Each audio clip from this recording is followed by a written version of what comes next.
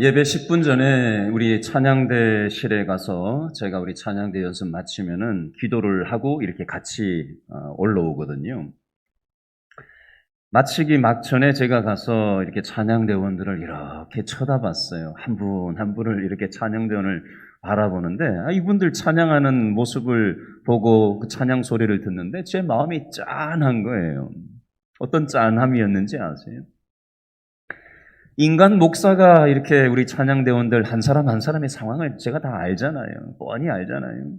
근데 저분들이 하나님을 믿고 하나님을 믿음으로 고백하는 게 찬양이잖아요. 세상 노래가 아니잖아요.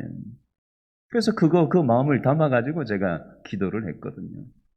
영적인 암흑 속에서 살던 우리들을 이렇게 불러주신 하나님께 구원의 은혜를 감사하면서 우리 찬양대원들이 이렇게 찬양하는 것에 대해서 참 감사한 마음을 담아서 제가 기도를 했었어요. 자, 오늘 설교 제목이 뭐라고 돼 있죠? 화면에 나와 있죠? 다 같이 한번 읽어볼까요? 시작. 교회는 그리스도의 몸입니다. 우리 옆 사람에게 한번 이 설교 제목을 가지고 인사했으면 좋겠는데요. 옆 사람 보시면서 이렇게 인사하겠습니다. 교회는 예수님의 몸입니다. 다시 한번 인사하겠습니다. 우리는 예수님의 몸입니다. 잘 오셨습니다. 아멘. 오늘 읽었던 성경 말씀 에베소서 4장 15절 말씀을 한번 보실래요? 에베소서 4장 15절 말씀 둘째 줄 끝에 보니까 그는 뭐라고 돼 있어요? 머리니 곧 뭐다?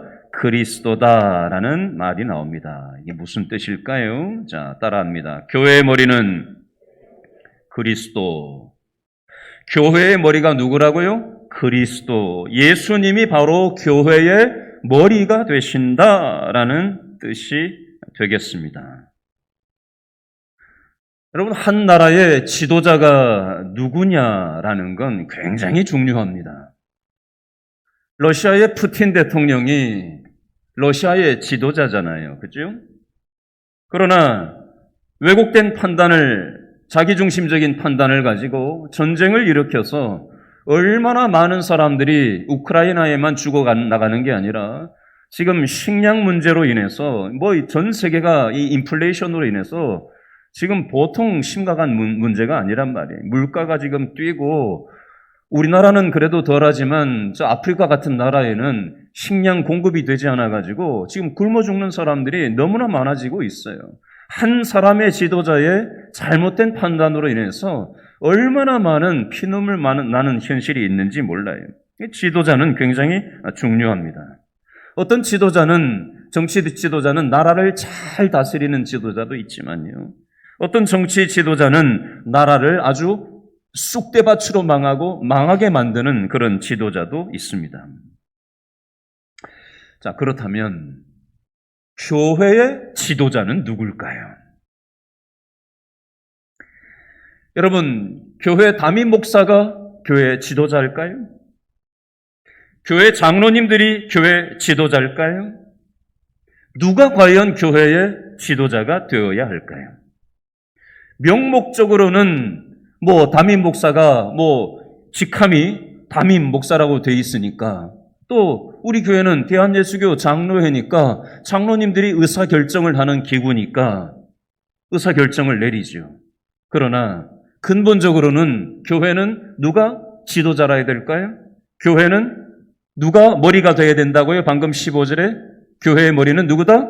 그리스도다. 예수님께서 교회의 머리가 돼야 되는데 어떤 교회들은요, 담임 목사가 교회의 머리 노릇을 합니다. 어떤 교회는요, 장로님들이 교회 머리 노릇을 합니다. 어떤 교회는요, 헌금 많이 내는 성도가 교회를 좌지우지합니다. 어떤 교회는요, 우리 교회 실세는 누구야? 교회의 어떤 힘 있는 어떤 실세들이 교회 의사결정에 좌지우지합니다. 여러분, 예수님께서 교회의 머리가 되셔야 되는데 사람이 그 자리를 차지해버리면요, 그 교회는 병들고 마는 것입니다. 우리는 입으로는, 말로는 예수님께서 교회의 머리라고 말하지만 과연 우리 교회는, 과연 우리 가정은, 과연 우리 구역 모임의 머리는 예수님인지 한번 생각해 봤으면 좋겠어요. 구역 모임에 구역 식구들이 모여서 드라마 본 얘기, 지난주에 목사님 넥타이 색깔이 왜 저래? 이런 얘기, 집산 얘기, 물론 집산 얘기 해야 되겠죠. 물론 드라마 얘기도 해야 되겠죠. 그러나 교회 모임에서 세상 얘기가 주가 되면은 안 됩니다. 지난 한 주간 동안에 하나님께서 내 인생 가운데 어떤 일을 행하셨는가? 말씀을 읽는데 찬송을 하면서 기도하면서 하나님이 어떤 생각, 어떤 마음을 주셨는지 그 은혜를 나누고 말씀을 나누고 순종했던 경험을 나누는 것이 구역 모임의 주가 되어야 합니다. 사람들의 생각이나 우리가 했던 어떤 경험치가 교회의 중심이 되어서는 안 됩니다. 예수님의 피로 값주고 사신 이 교회 공동체가 하나님의 뜻 안에서 어떻게 세워져 나가야 될까 고민하는 그런 교회가 되어야 합니다. 교회는요, 사람 눈치 보는 것이 아니라, 따라합니다. 교회는 사람 눈치 보는 것이 아니라 하나님 눈치를 봐야 한다. 우리가 서로 사람 눈치를 보지 않고 하나님 눈치를 보고 예수님 눈치를 보고 성령님을 의식하는 그런 마음이 살아 있어야 합니다. 우리 찬양대원들 참 아름다운 찬양을 해줬는데요. 만약에 찬양대원들이 기도 없이 찬양대를 선다면 어떨까요? 만약에 목사가 설교 준비를 하는데 기도 없이 단에 선다면 어떻게 될까요? 이 연설이 아니잖아요. 교회에서 크고 작은 선택과 결정을 하는 데 있어서 기도하지 않고 내 경험으로 결정하고 내 생각으로 경험한다면 어떻게 될까요? 예수님이 교회의 머리가 된다라는 것은 모든 것에 있어서 예수님께서 우선순위가 돼야 된다라는 걸 얘기하는 겁니다. 구역장들은요, 기도하는 구역장들이 돼야 되고요. 우리가 부모로서 잔소리를 하기 이전에 먼저 자녀를 위해서 기도하는 부모가 돼야 될 겁니다. 여러분, 우리가 교회 생활을 하다 보면요, 교회가 참 초라하게 여겨질 때가 있어요. 세상은 참 화려한데요, 교회는 참 작고 보잘것이 없고 초라하게 느껴질 때가 왕왕 있습니다. 교회 다니면서 실망할 때도 있고요, 교회에서 아픔을 겪을 때도 있고요, 그럴 때가 있습니다. 교회가 참 엉성해 보이기도 하고요, 교회가 좀 약해 빠져 보이기도 합니다. 세상의 논리와 관점으로 봤을 때 교회는 이렇게 보일 수 있습니다. 그럼에도 불구하고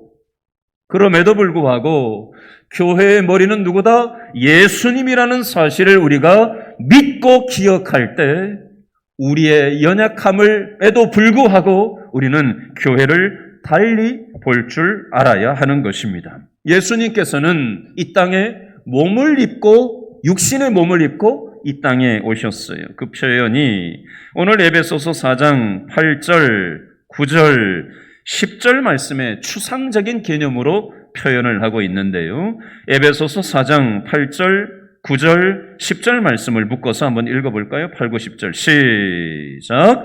그러므로 이르기를 그가 위로 올라가실 때에 사로잡혔던 자들을 사로잡으시고 사람들에게 선물을 주셨다 하였도다. 올라가셨다 하였은즉 땅 아래 낮은 곳으로 내리셨던 것이 아니면 무엇이냐? 내리셨던 그가 곧 모든 하늘 위로 오르신 자니 이는 만물을 충만하게 하려 하심이라. 아멘. 9절 말씀에 보니까 밑줄 그으세요. 땅 아래 낮은 곳으로 내리셨던 것이라고 되어 있어요. 밑줄 그으세요. 땅 아래 낮은 곳으로 내리셨던 것. 10절에도 밑줄 그으세요. 내리셨던 그가. 예수님께서 땅 아래 낮은 곳으로 사람의 육신의 몸을 입고 내려오셨다. 십자가 지시기 위해서 땅 아래 육신의 몸을 입고 예수님이 내려오셨다. 이게 바로 십자가 사건을 얘기하는 거예요. 그리고 예수님은 십자가에서 죽고 끝나신 분이 아니라 3일 만에 부활하시고 또 많은 사람들에게 부활한 몸을 보이시고 난 다음에 예수님은 부활 승천하셨어요. 그래서 하나님 보좌 우편에 계신데 그 표현을 10절에서는 뭐라고 표현을 하고 있어요? 하늘 위에 오르신 자다. 하늘 위로 승천하셨다. 죽음의 사망 권세를 이기시고 부활하셔서 부활하신 몸을 이 땅에 있는 사람들에게 보이시고 부활 승천하셨다. 위로 오르신 자다라고 표현을 하고 있습니다. 자, 이 복잡한 추상적인 개념을 쉽게 정리해 보겠습니다. 예수님은 육신의 몸을 입고 이 땅에 오셨어요. 그리고 십자가에서 죽으시고 부활하시고 승천하셨어요. 그리고 이 사실을 믿음으로 받아들이는 사람들인 저와 여러분들에게 하나님께서는 성령 하나님을 선물로 보내주셨어요. 우리도 예수님의 몸으로 살아가는 거예요. 예수님의 몸인 우리들이 예배당 안에서만 신앙생활을 하는 게 아니라 우리의 가정으로, 우리의 직장으로, 세상으로 들어가서 예수님의 몸 노릇을 감당하면서 우리는 이 땅에서 살아가는 거예요. 예수님께서 낮은 곳으로 내려오셨던 것처럼 우리도 낮은 마음을 가지고 가정으로 들어가야 되고 낮은 마음을 가지고 직장으로 들어가야 되고 예수님의 십자가 정신을 가지고 우리가 일상을 살아가면서 예수님의 몸 노릇을 감당하도록 우리를 불러주셨다는 얘기입니다.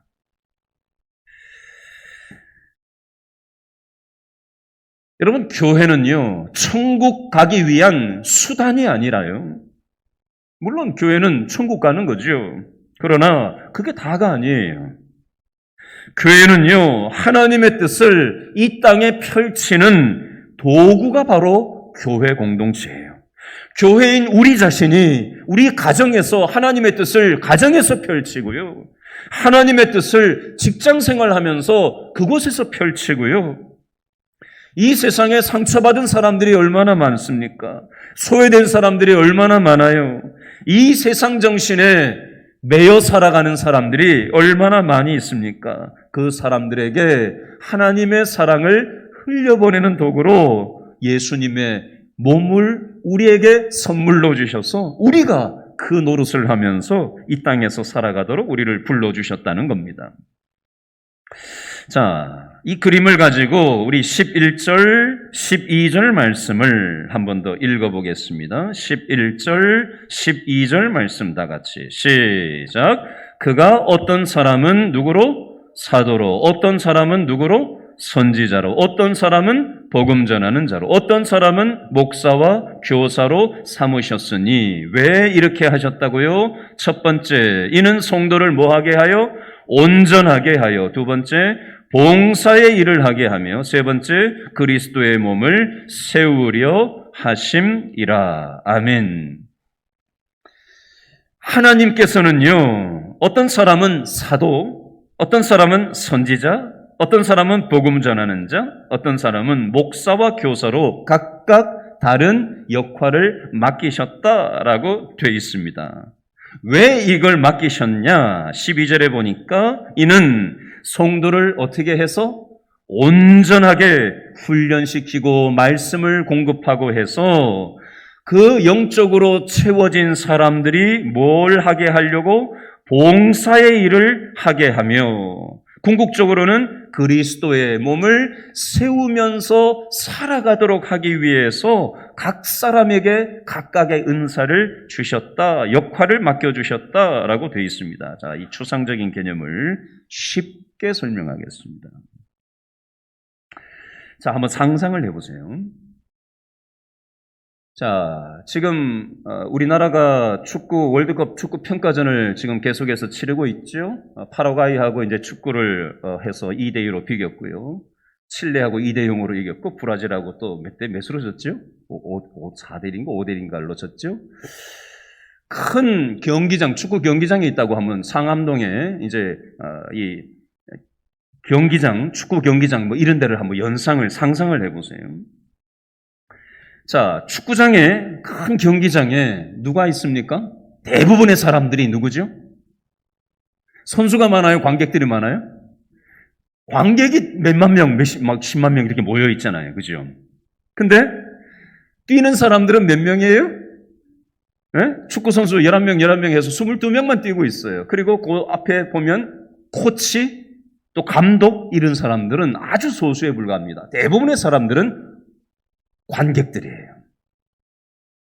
어떤 사람이 오늘날 교회의 왜곡된 모습을 이 경기장에 모인 사람들로 비유를 한 어떤 내용이 있어서 제가 쉽게 이해하기 쉽도록 설명을 해볼게요.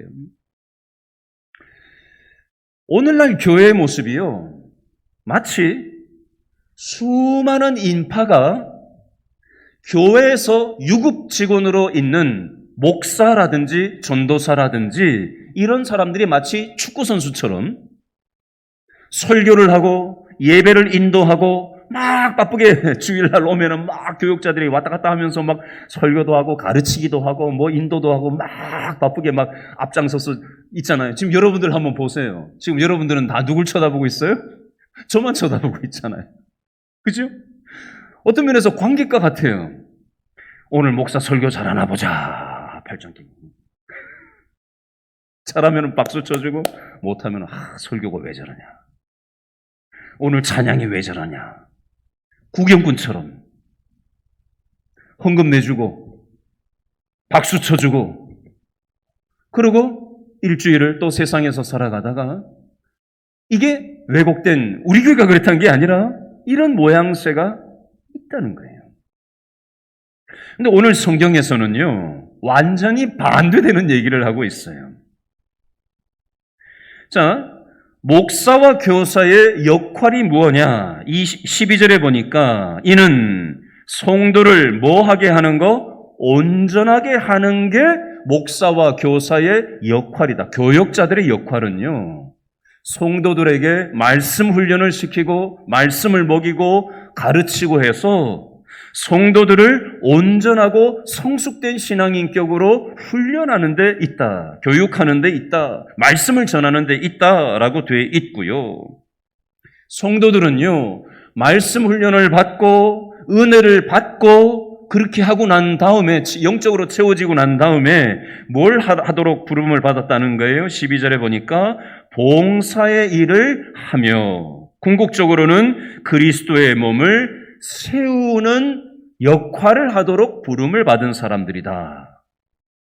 경기장에 모여서 구경꾼 노릇을 하도록 예배당에 와서 예배를 구경하고 보는 관중의 자세가 아니라 예배당에 와서 은혜를 받고 훈련을 받고 교육을 받고 말씀의 은혜가 채워지고 나서 모든 성도들은 어떻게 하는 거다? 사역에 참여하고 봉사의 일을 하며, 여러분 사역과 봉사는요 예배당 안에서만 하는 게 아니에요. 신앙생활은요 예배당 벽돌 건물 안에 갇혀서 신앙생활하는 게 아닙니다.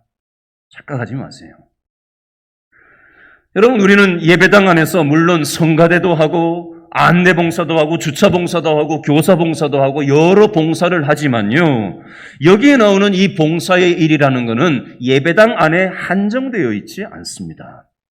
우리는 직장생활을 하잖아요. 월화수목금토. 가정생활을 하잖아요. 그죠? 그곳에서 교회로 우리는 봉사를 하는 거예요. 사역을 하는 겁니다. 아빠 노릇을 하고 엄마 노릇을 하고 또 자녀 노릇을 믿음으로 감당하고 세상 속에서 믿음의 직장 생활을 하면서 그 일들을 하도록 우리를 불러주셨다는 거예요. 그래서 그리스도의 몸을 세우도록, 그리스도의 몸을 세우는 것은 예배당 안에서만 하는 게 아니라 하나님께서 우리를 왜 세상에서 불러내셨는데요? 천국 가는 티켓 주시려고요? 아니에요. 물론 그건 기본이지만 우리가 왜 아직 살아있는데요? 그거 감당하라는 거예요. 세상에 매여 살아가는 사람들에게, 세상 정신에 빠져 살아가는 사람들에게 하나님의 이 사랑을 흘려보내고 섬기고 돌아보라고 우리를 불러주셨다라는 사실입니다. 제가 2016년도 11월 첫째 주에 부임을 해서 2017년도에는 훈련을 제가 거의 하지 않았어요.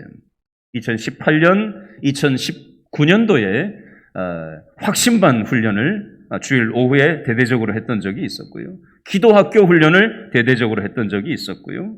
또 성장반 훈련을 12명 해서 우리 장로님들, 또 우리 남성들, 또 직장 여성들 목요일 저녁에, 또 수요일 날 낮반으로 해서 그렇게 성장반 훈련을 여러 반 소그룹으로 진행해서 훈련을 했던 적이 있습니다. 그거 왜 했냐면요, 목사의 역할은 훈련하는 거예요. 설교도 하고 가르치기도 하면서 성도들을 영적으로 무장을 시키는 역할이에요.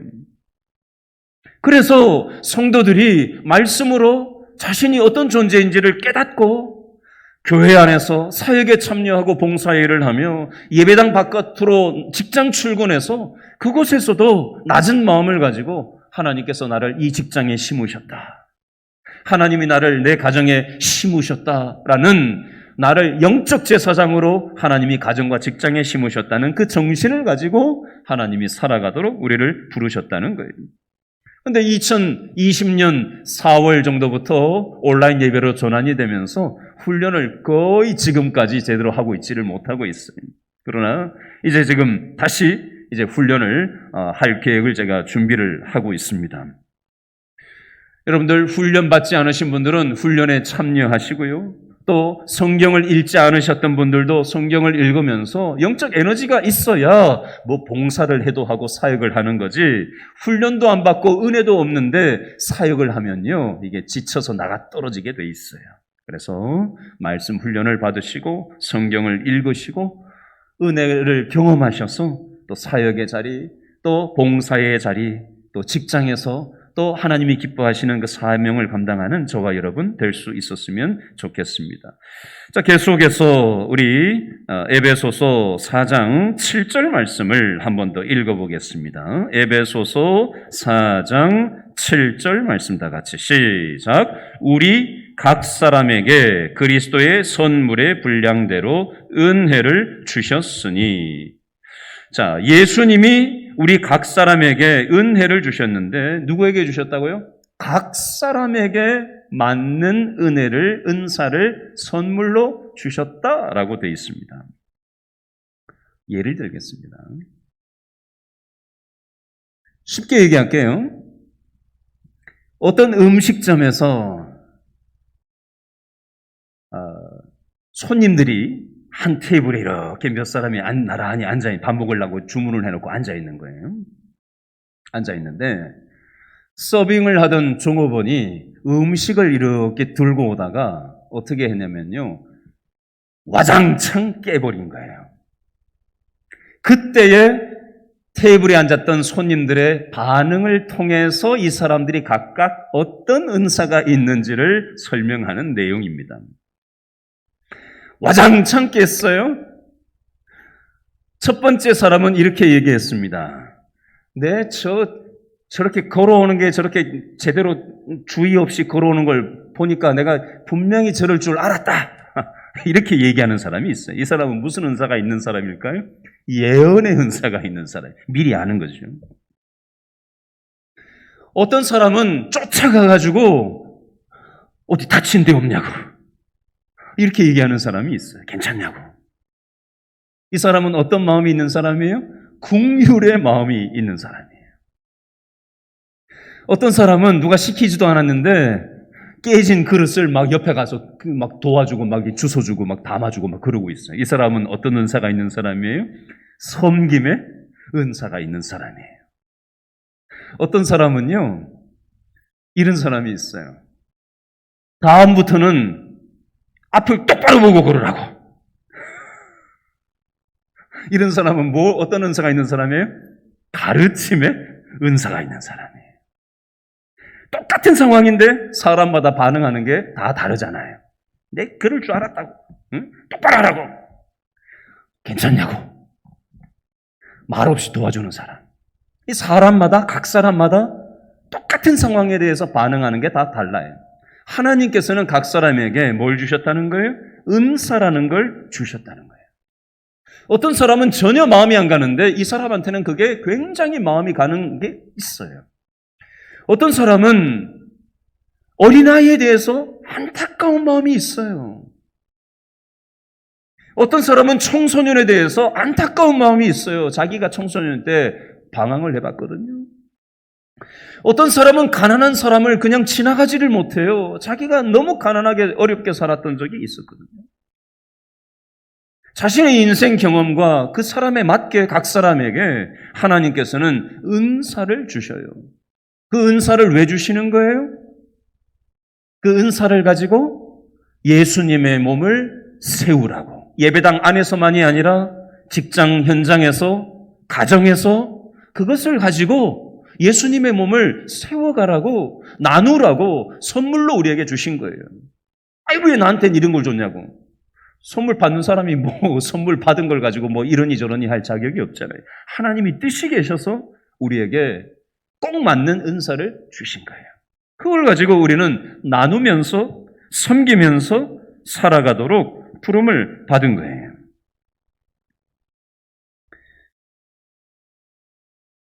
여러분, 제가 훈련할 때 이 이미지를 말씀드렸던 적이 있는데요. 한번 상상을 해보세요.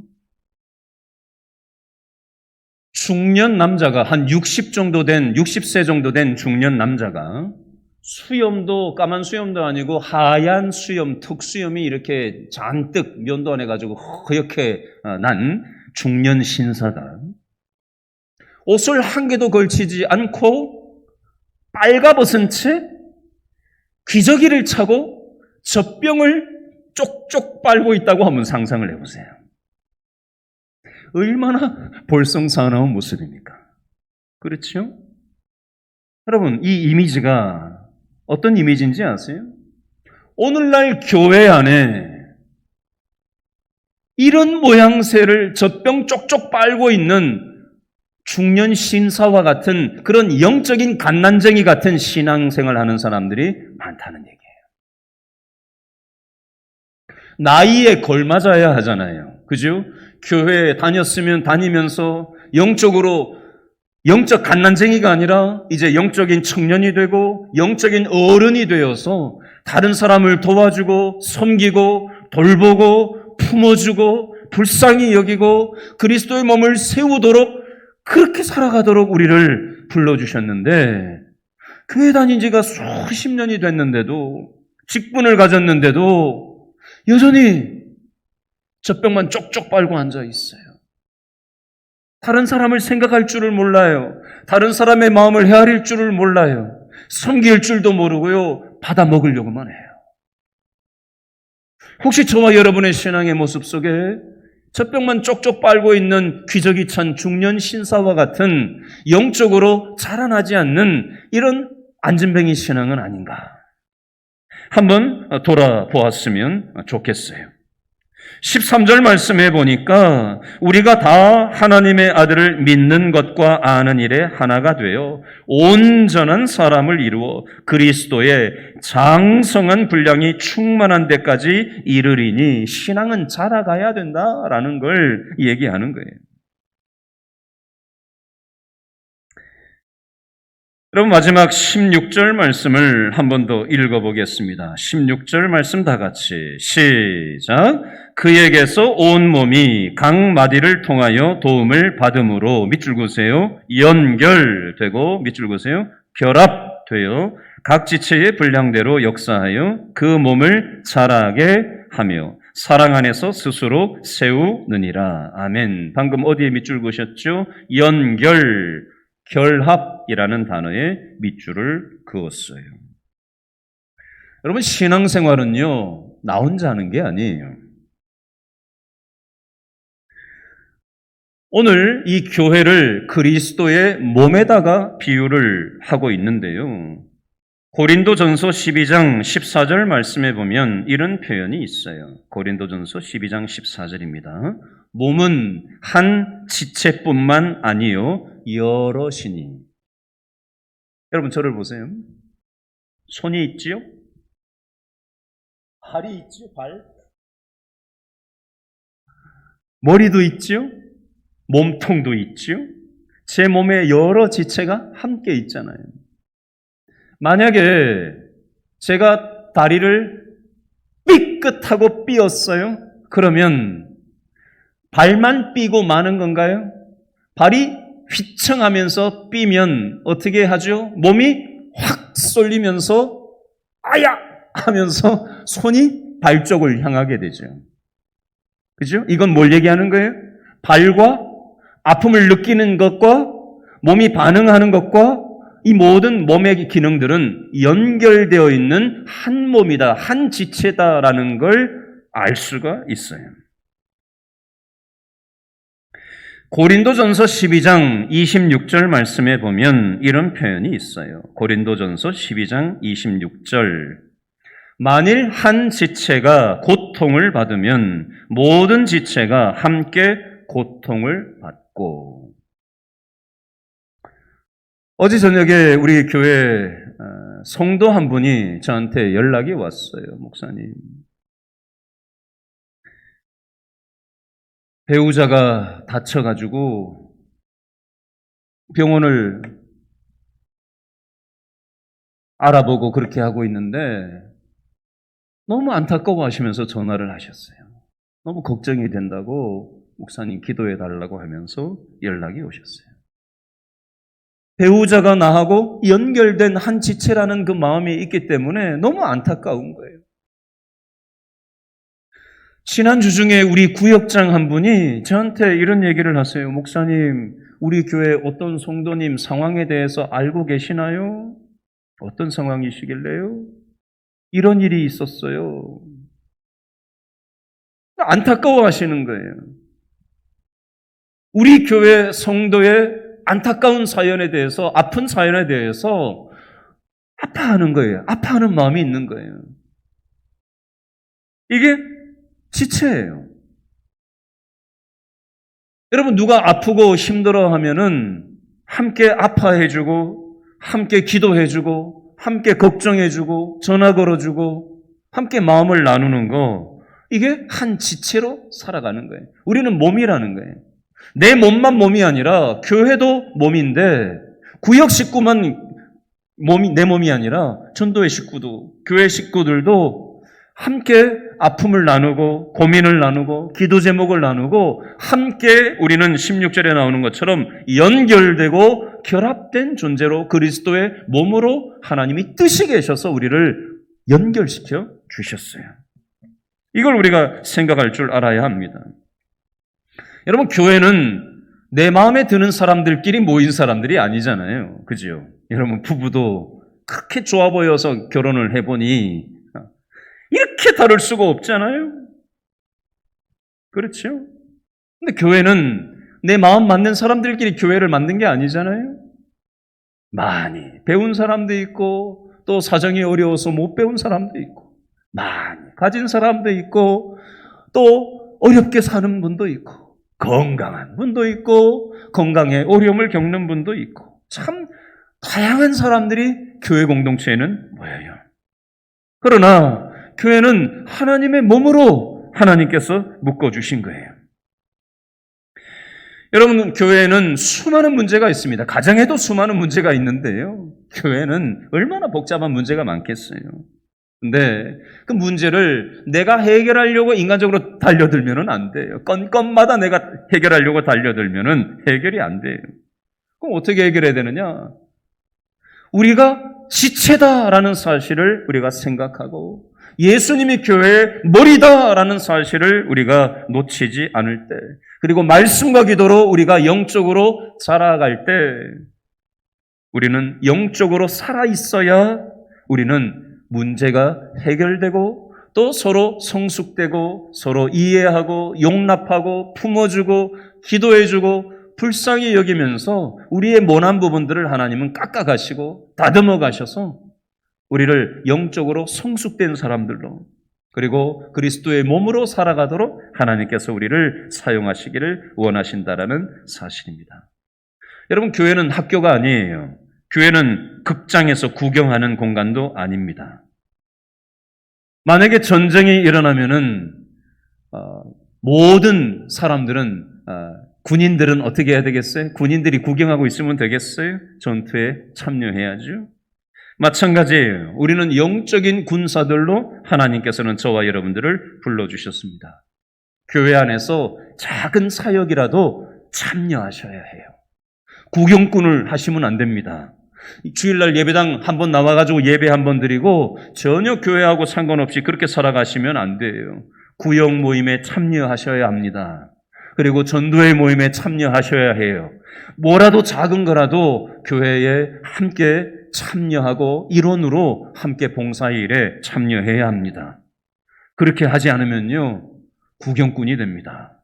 뒤에서 얘기하는 사람이 돼요. 그러면 우리의 영혼은 병들게 됩니다.